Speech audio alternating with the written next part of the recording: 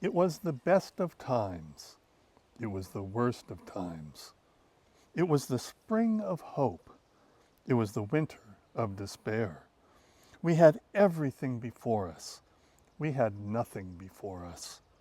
In short, the period was so far like the present period.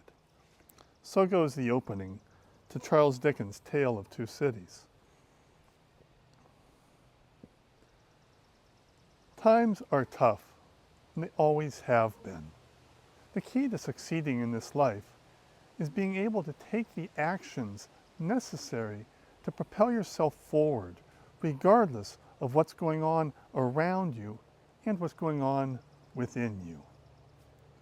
Forgive me if I get a little bit too scientific for a minute or so, but I promise I'll bring this all around in the end.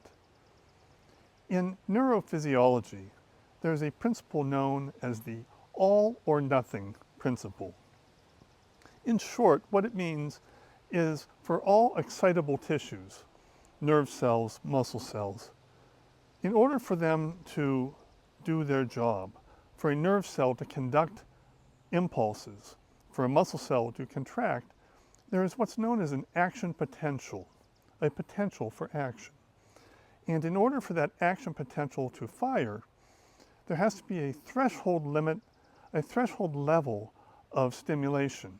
So for instance, in the case of the nerve, when a threshold level of stimulus is reached, that nerve transmits impulse. In the case of the muscle cell, when a threshold level of stimulation is reached, that muscle cell contracts. When those action potentials fire, when the nerve transmits impulse or when the muscle is going to contract, they either do it in entirety or not at all. So either the threshold level of stimulation occurs and they fire completely, or it doesn't occur, there's not a threshold level reached, and absolutely nothing happens. It's an all or nothing principle. They contract or transmit impulse at 100% or not at all. For instance, let's say you have an idea, a thought manifests in your mind that you want to manifest. A cascade of electrochemical reactions occurs, transmits impulse along the nerve, causing the muscle to contract, allowing you to take that action, assuming that the threshold level of stimulation took place. In the absence of that threshold level of stimulation occurring, nothing happens whatsoever. Les Brown tells a wonderful story about a man who goes for a walk, and he encounters a porch where a number of people have gathered together on this porch. As he gets closer, he hears a moaning and whining sound coming from the porch. He gets closer and realizes that there's a dog on the porch with these people and moaning in obvious distress. Concerned, he comes up to the people and he says, "What's wrong with that dog?" "Oh," they tell him, "that dog's laying on a nail that's protruded through the floorboard, and so he's moaning and groaning." "Why doesn't he just get up and move?" And they tell him because it's not bothering him enough to make him actually do anything about it, just enough to make him moan and groan. Threshold level of stimulation has not been reached. Many people respond to things in life the same way as this dog does. Initially, if something happens that causes them discomfort or pain or fear, their first impulse is to just ignore it. They delude themselves with that dreaded, deadly 5-word English sentence: "Maybe it will go away." If it doesn't, if it persists, then maybe they lean away from it just enough to take the edge off so that they can go back to ignoring it.